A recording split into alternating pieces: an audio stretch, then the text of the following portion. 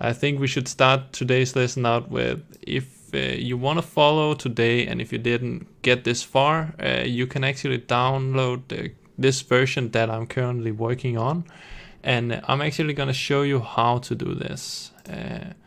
So if you are watching the YouTube, you should see this side.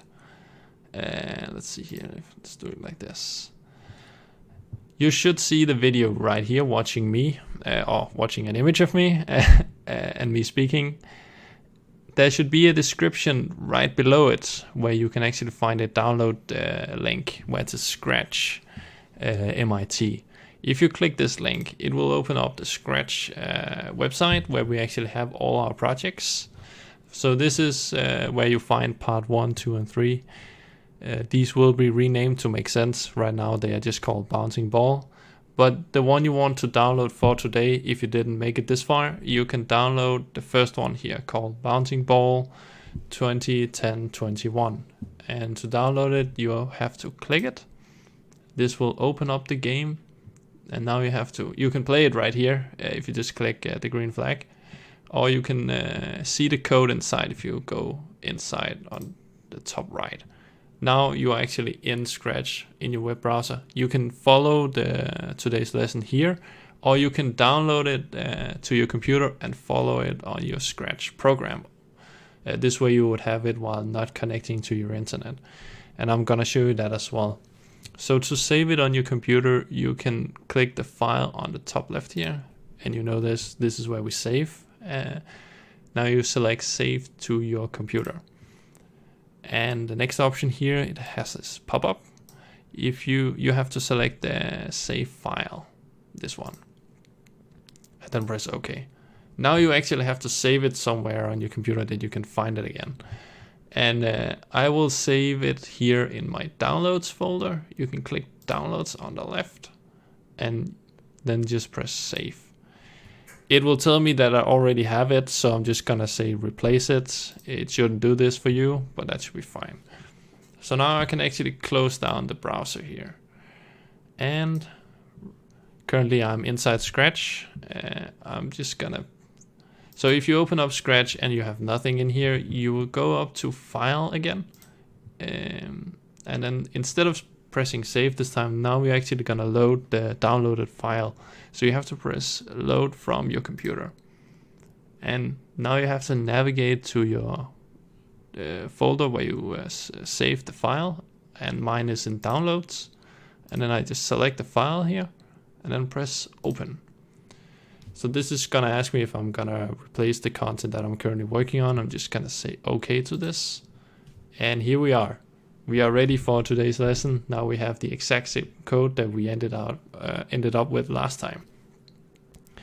So everyone should be able to follow from now on. 1 second. Great. So I noticed something from last time. We ended up adding a bit of animation and a bit of audio as well. And just to show you quickly what I ended up with is we had a pretty nice game where we had the starting location of our enemy and our player in opposite corners of the game. And if I press arrow up, I'm gonna move forward like with a running cat. But when I try turning, this is where my game is destroyed. So while pressing a left and right arrow, I'm actually not able to move now. So the game is stuck. So I'm just gonna stop the game quickly. And what made this error in the game was actually the audio that I added here in the movement code, where it says if we press the left arrow, we're gonna play the meow sound, and then we're gonna turn afterwards. This is where it gets stuck. So it gets stuck playing this audio sound. So I'm just gonna quickly remove this and then add the blue turn block again. So I'm just gonna remove this audio. And to do that, I can put it over here on the left. Then it's gonna disappear. We don't want any blocks lying around that we are not using. We want a clean code to make it easier for us to read. So testing the game again, I should be able to play our awesome game here with a running cat and the balls spawning in different sizes, different speed and colors. It's really nice. Currently we actually have a game that's actually pretty decent. The goal is to survive as long as possible and try not to get hit by any of these enemies. Just quickly gonna show you, and we found actually another error here. You can see I'm not able to lose the game anymore if I actually hit one of these enemies. So this is the first thing that we're actually gonna solve today. Let's stop the game. And now we need to find the code where we are trying to lose the game. And this is here, we added that code to our player. And if you go into to your player code by clicking it, make sure you have selected this one. You should have this block right here, the third one to the right, where it says if we are touching the enemy, that's our ball here, that's our enemy. Oh, and I'm just quickly gonna go back. Then we are playing a sound, Daniel speaking, that I also showed you last time how to make your own sound. And then we are gonna stop all. So apparently these play sound are stopping the code from continuing because we are never hitting this block that's gonna stop all. If we were getting to this block, everything would freeze the moment we hit an enemy. So let's try and move out the audio again and quickly test the game. I'm just gonna go for a loss here. See, this is what's supposed to happen. Everything freezes, the time stops here in the top, and we lost the game basically. So we need to move this sound out of our code for the moment until we figure out why they are not working. So I'm not gonna use these sounds right now, so I'm gonna quickly remove them over here and then start my game. And now everything is working as we wanted it from last time.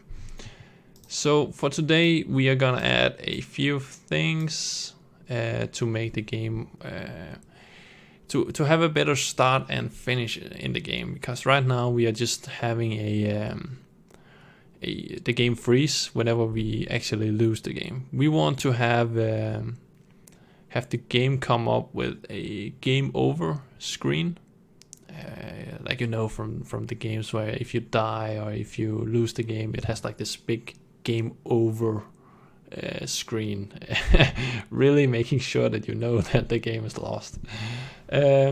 Or we could actually also set like a victory screen. If you win the game, let's say you would have to survive for a certain amount of time. In our case, that could be, let's say, 50 seconds. If you survive for 50 seconds, then you actually win the game.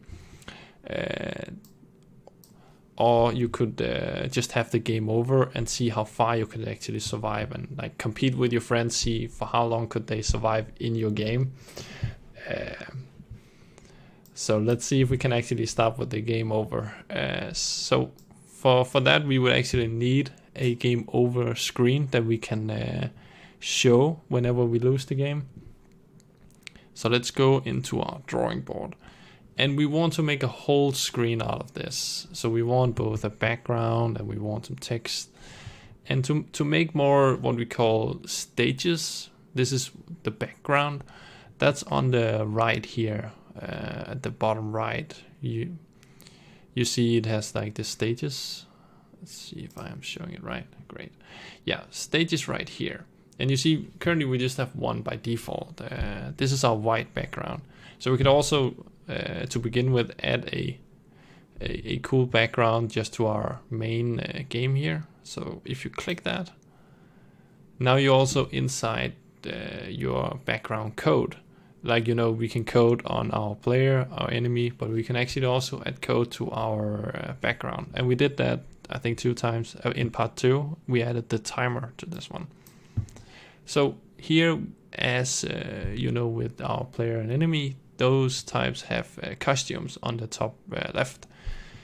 Backgrounds have something different, which is called backdrops. And this is basically where you can paint your own background. But instead, I'm not gonna paint this time. I'm gonna find a background within Scratch, and to do that, you can go on the bottom left. So here you have a few options. You can take a picture with your own camera. You can upload a picture from your computer. I could actually, let's actually do this. But here you can choose paint your own. If you just select the choose a background, then it's gonna pop up with all these background available in Scratch. And you can choose whatever, any of these. So just for example, let's say I wanna choose this castle too. Then I'm just gonna press it, and you see now we have a pretty cool background. And you can actually add things yourself to this background. Now you have it here, and you can start painting on it. If you select the brush, and you can increase the size of the brush right here, where it says number 10. The higher the number, the bigger the painter is. As you can see right now, I have just this small purple thing, and if I increase it to, let's say, 50, now it's way bigger and way easier to paint a lot of stuff. This is not very beautiful, so I'm gonna quickly remove it. Instead of erasing it, you can actually go back a few steps of what you just did.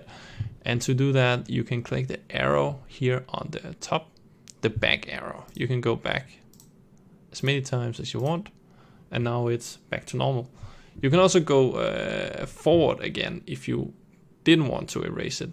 So you can like go back and forth between what you just did. This is really nice if you made a mistake, or if you did something that wasn't quite how you wanted it to be. So very nice to have this undo and redo is what we call it. But actually, I'm not gonna use one of these images. I'm gonna use the picture of me today. I think that's quite nice. So to upload your own picture, you have to select the upload backdrop. And then I'm gonna find my picture here. 1 second. Pictures. And then you just find whatever picture that you want. I was right there, and then press open. Here is our new background. It's I think it's pretty cool. It doesn't fit exactly inside the main frame here. So what I'm actually gonna do is I'm gonna add an edge to it. So I'm gonna use the square thing to make squares. You can see it makes nice squares. This makes it easier for me to like make a frame around me to hide the edges here. So I don't want this purple thing, so I'm just gonna undo. And instead of having a fill, I'm gonna say fill should be, let's see here, the outline instead. There we go. So I'm gonna be outlined. So now I can create a frame. So let's do like, that's not good. I want a thinner frame. So let's say 20. There we go. Now we can move it a bit. I think that's quite nice. Nice. I like this. So when I'm done with my background, I can go back to the code, and now we just have a new background for our game where we are actually playing on. So quickly showing you that we are playing on me. And you can add whatever picture that you like. It can be very funny. I think that's pretty cool. So I'm gonna stop the game. But now we're actually gonna make a stage where it says game over that we can show whenever we lose the game. So to add a new stage over here on the right is go down to the bottom right where it has this choose a backdrop. But instead of, you can choose a backdrop in here, but this time I'm gonna paint it myself. So choose paint, And now we have a white canvas, is what we call it, like a white background. And you can see on the left here, we have, let's see here, we have me up here, and we have white one here, and a third one. So here I'm just gonna write game over with my beautiful paint skills. And to paint, you have to select the brush right here. And I'm gonna write it in orange. So to change the color, you go up to the top left where it says fill. And then you can play around with all these sliders here. So this is how bright it should be. Let's go over to the orange. I think that's pretty cool. And then we are gonna say 25 in the size. I'm gonna say game. It's gonna say game over. Great. I think this is looking nice. Now people are most certainly sure that they lost in our game. Game over.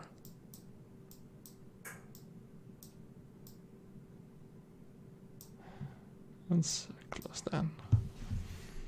So I don't want a white background. I actually think I want a color background. So I'm just gonna change the whole background to a certain color. And I would like that to be like bluish. Yeah, I think bluish, light blue would be good. So instead of using this to paint it all and see if I could paint everything around the text, you can use the fill right here. That should do the job. Let's see. No, that's actually filling it. Okay. So what we should have done actually is we are gonna say we're gonna go back. So what I'm gonna do now is first what we should have done was make the background the color that we like, and then paint on top of that the text. That would make more sense. So let's quickly do that. So to delete what you just made, you can choose the cursor, which is called select, on the left here, and then you drag and drop all over and hold it so you have like this invisible square. So you select all the text. And I do think that we can actually right click. No, we can copy it. So if you press copy here on the top, while you have it selected like I have, it has this blue square around all the text. And then you press copy. Now we can delete it. Now we have to add the color that we want as the background. And I want the blue. And to quickly make this, we are going to use the square or the rectangle. And then go like this. And make it bigger than this white square edge. Because that's the game screen. So you want it to hide or cover everything within that white square. So one thing we can actually do now is if we go back to select, we should be able to paste in. So we can actually paste in the text that we made just before. So if I click paste here on the top, yes. So I didn't have to draw my text again. We actually saved it. If you didn't save it, you can quickly draw the text again. No worries, but this is just something to save time that you can copy and paste it on top again. So basically, this is the screen that I want to show whenever we lose the game. And of course, we want to hide it again when we start the game. So let's go over to our code again. And we go on to our player. So click your player down here. Right now we are still in our backdrop or in our costumes where we are drawing. We want to go back to our code side, and that's on the top left. So if we go up here, now we see the code again. And as I mentioned in the beginning, our code to stop the game is right here, the third flag to the right. One thing you will notice is that right now we are actually seeing the game over screen, and that's not how we want the game to start out. the way that it works is it will show the background that we have selected in the stages. So if I quickly go in here again on the stage, the backdrops, and select myself, and then go back to the code, you'll actually see that it keeps having this. So our first challenge today is to, whenever we start the game, we have to set the background or the stage to the correct one.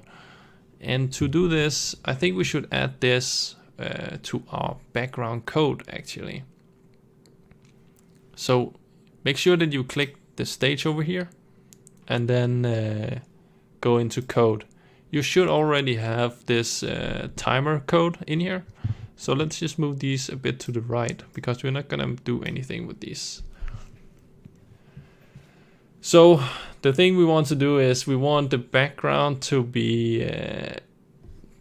the default one for when we start the game and not show the game over. So make sure to find what name of the background is. First we need to have the green flag block, so you know when we start the game the code below it happens. So find under events and when flag click. So this is our first block that we know. And then something should happen. So whenever we click the green or the green flag, we want to change the background or the stage, which is called. Sorry about that. I'm a bit thirsty here.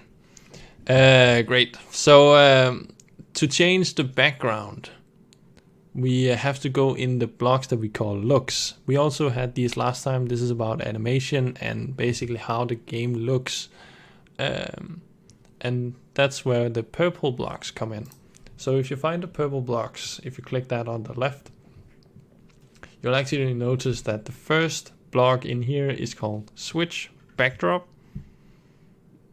And this is our background basically, what they are. They call that backdrop for what images. So if we take the first one here and add it to our green flag. So what it actually reads out now is when we click the green flag, it's gonna change to backdrop 2. But if we go quickly into our, actually if you click the background 2 here, you'll see all the backdrops that we have. We have the one that I called me. We have the first one, which is white. And then we have the, see here, backdrop 2. Let's try and start the game. Great. So backdrop 2 is actually our game over screen, and we don't want that to show. So to figure out what name the backdrops have, actually I think we're gonna rename them because it doesn't make sense for us to call them what they are called. So go back to the stage on the right here, and then up to the top left where it says backdrops. So in here we can actually rename them.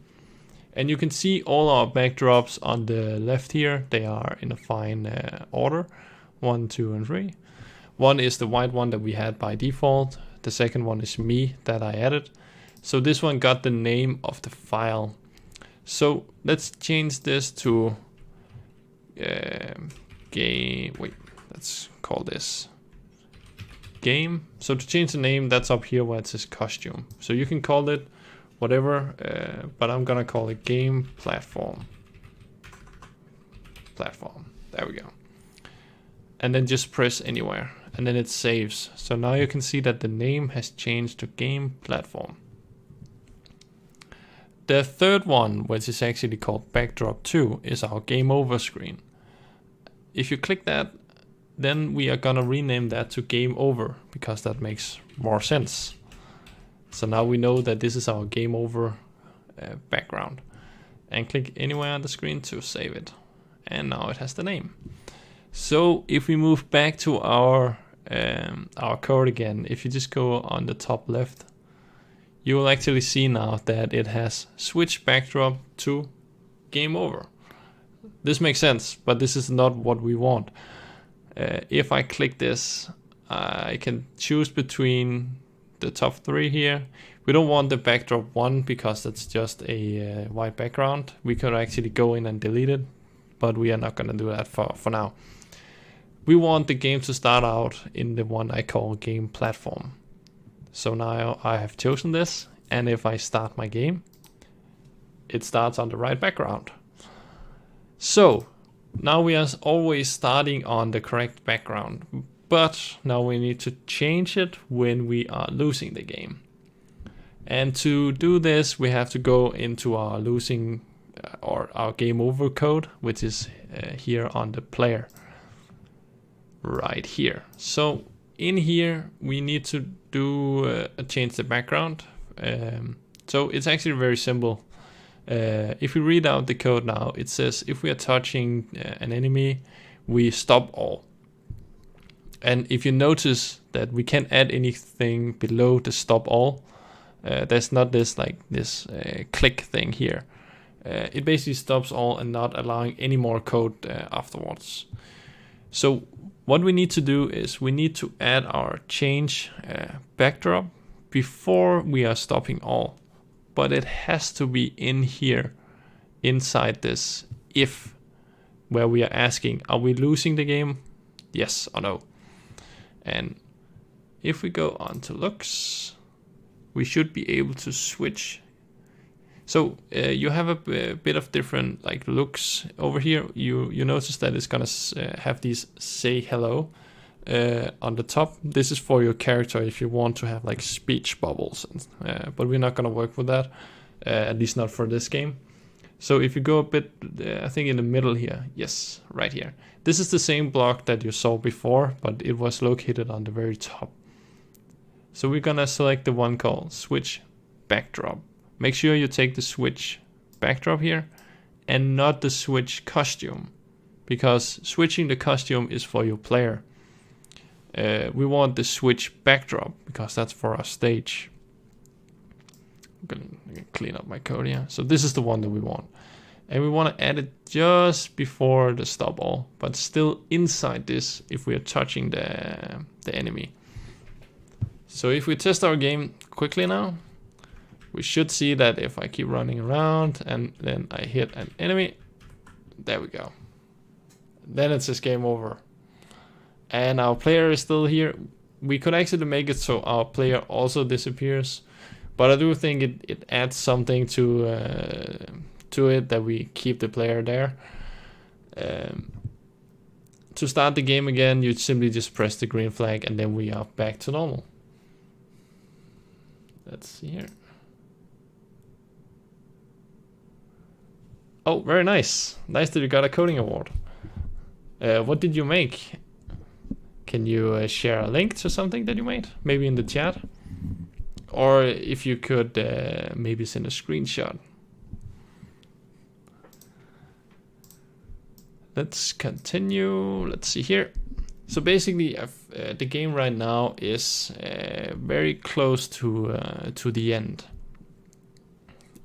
The only thing that we could add to the game to like give it a bit more of more gameplay is, instead of just wandering around and dodging all these random balls that are gonna pop out, we could add a small object that we have to pick up. Of the thing that you made to earn the reward. Did you make something in Scratch to earn it? I'm curious on what you made. So if you're willing to share it, that would be awesome.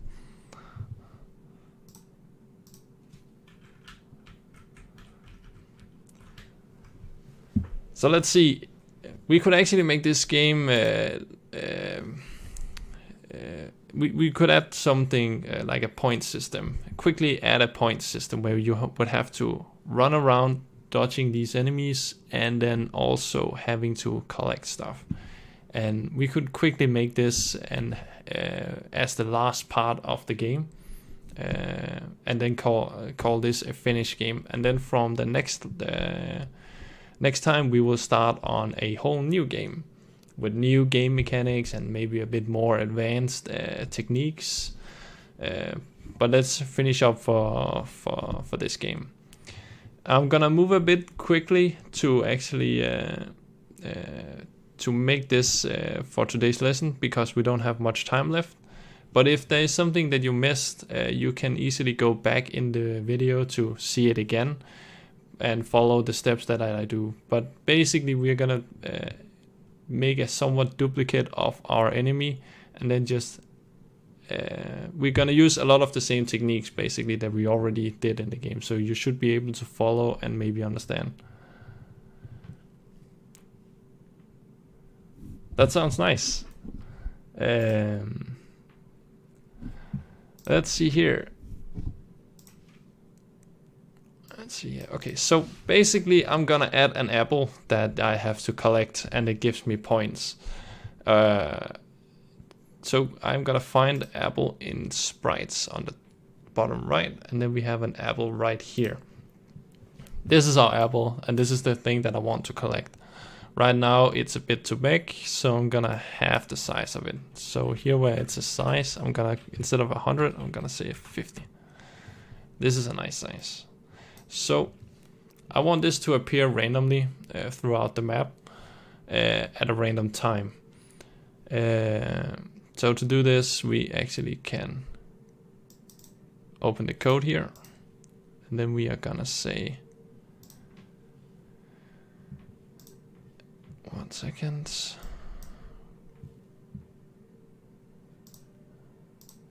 So we will add so instead of having the green flag for when the game starts, we actually gonna have, this is the original apple. We're gonna make clones of it like we do with the enemy, but instead of having the original be there in the beginning, we're just gonna hide it. So we're not gonna use the green flag for our apple. We are gonna use the when I start as a clone, because the original will not be there. So to find out, you have to go on to control, the orange, and then at the bottom it's right here. So when I start as a clone, I should appear at a random point on the map. So to move the apple around, you have to go onto motions. This is where we have all the movement, and this time we want it to appear randomly on the map. And to do this, we actually have to go into the set X and set Y. This is something we have in math, but you don't have to worry about it. Basically the Y number is up and down, and the X number is left and right. So we're gonna need these two blocks. I'm gonna have the X first and then the Y at the bottom. Right now these are set to be a specific number. We wanted to have a random number, and you know we have worked a lot with random numbers, and you find these in operators. Pick a random number, it's right here. So for it to appear randomly all over the map, we have to figure out how big is the map. So one way to find it is if I move my player here all the way to the left, you can actually see it goes to minus 280.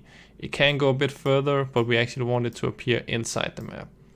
So I would say minus 200x, and then it goes to somewhat 200x. So go back to the apple. I will set x to be minus 200 to 200. And the same goes for our y. Minus 200 to 200. Great. So now we have the apples to spawn randomly. Now we also want to actually spawn the apples. We want to create clones every 5-10 seconds. How fast we want it, you can change that number. So we need another one of these when I start as a clone.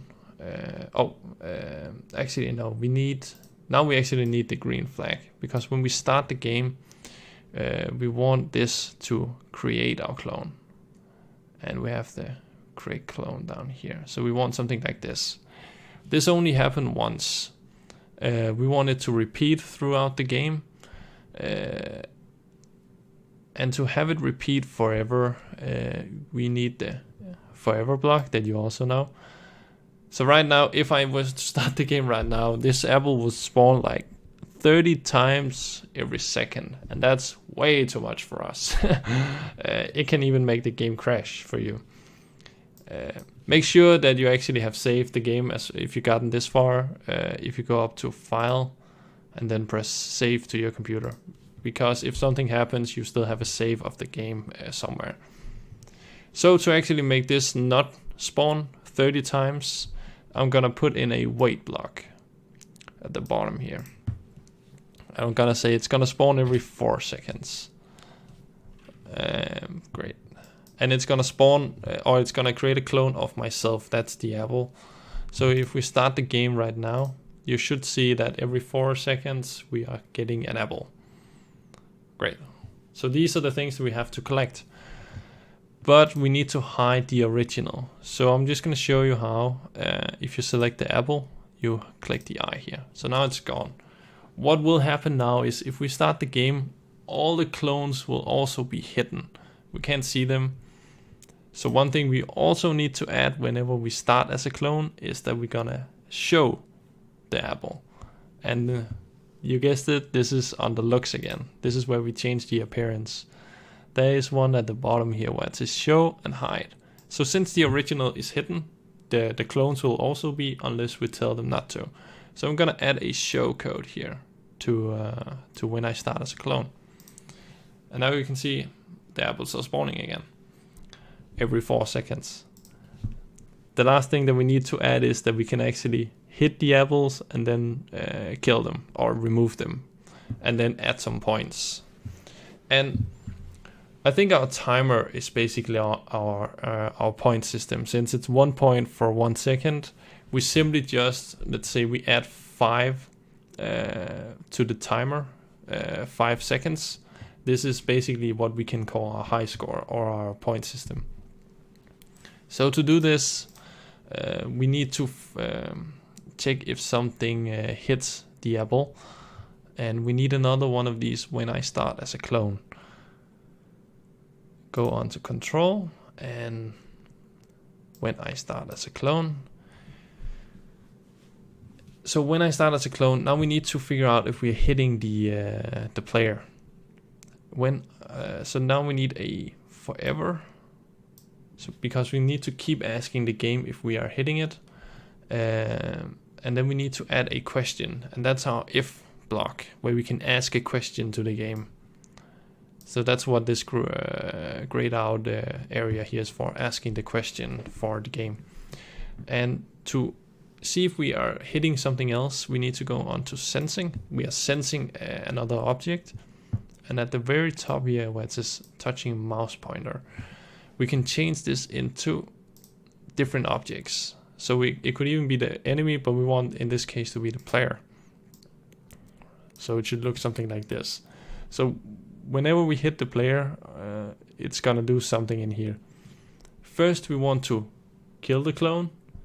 Oh, that's gonna be the last thing that we are gonna do. But we want to add 5 seconds to the timer. I think that's quite nice. So our timer is a variable, and we talked about that in part 2. Variables are numbers that we can change when we play the game. You can see this wait 4 seconds. I'm not able to change these 4 seconds like to 5 or 10 seconds when we are playing the game, but with a variable we can change it. So if you go to variables on the left here, you can see our timer is right here. But we don't want this one. We want to change the timer. So you want the change block. Make sure you have the change and not the set block. And then change it. If it says my variable, you simply just click the block here and then select timer. So here is the number that you want to add to the score, to the timer when we collect an apple. Increasing the score to how good you are at the game. I want this to be 5. And then we need to remove the clone of the apple so we can keep collecting the same ones, because that would be cheating, but you can choose if you want that. Let's try the game and see what happens now actually. So you can see if I just stand on the apple right now, it's just gonna count crazy because it's still alive and it's gonna happen so fast. But it doesn't feel right, so we're gonna change this. So let's stop the game. So we're actually gonna remove our clone when we hit it. So if you go back to control at the very bottom here, we can delete clone. And if you notice, we can't add anything below it because the clone is now gone, so we can't do anything else. So with this block added to it, so let's try and test again. So I see an apple hidden down here. I hit it, I get 5 seconds. I go up here, I hit it, get another 5 seconds. And if you noticed, actually my first apple was spawning outside of the map.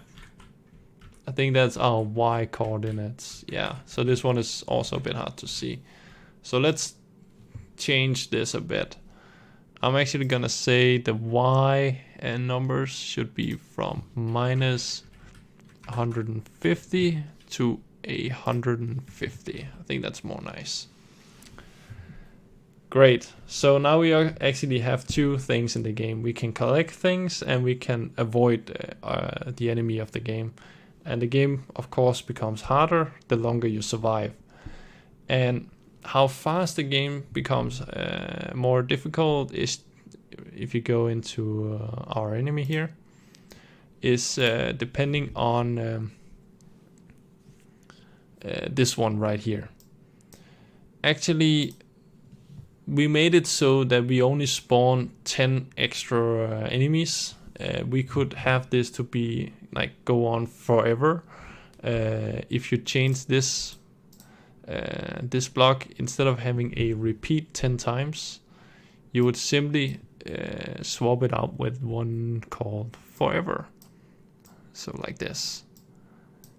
So now at some point the game would become impossible for you to continue, and it would be more difficult for each 10 seconds that you survive. So if you decrease this number to 4, the game becomes way more difficult, way faster. But that's like we let's try 2 seconds just to see what happens, and I'll show you how difficult this can be. Let's see if I can play my game here, collecting apples. But you can see every 2 seconds we are spawning a different... no. That's how good I am at my own game. But yeah, that's basically it for our first game that we made together through our live stream. I hope you enjoyed and was able to follow the lessons.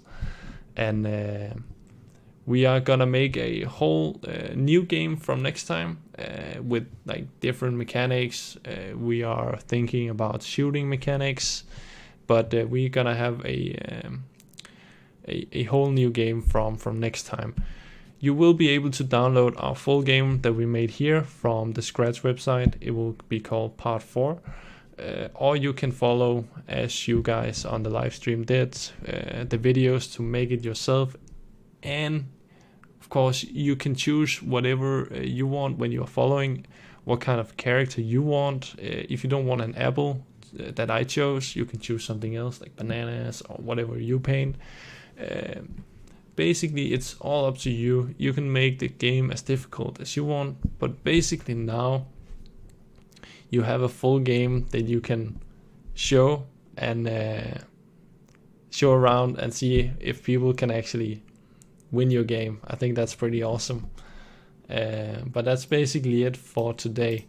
Last thing is, let's save the game. I mentioned this a lot of times before. It's very important that you save your game.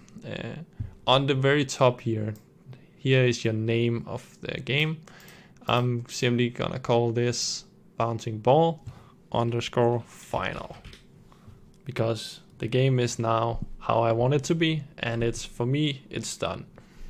And this is the name. To save it, you go onto file, save to your computer, and then I'm gonna say saved.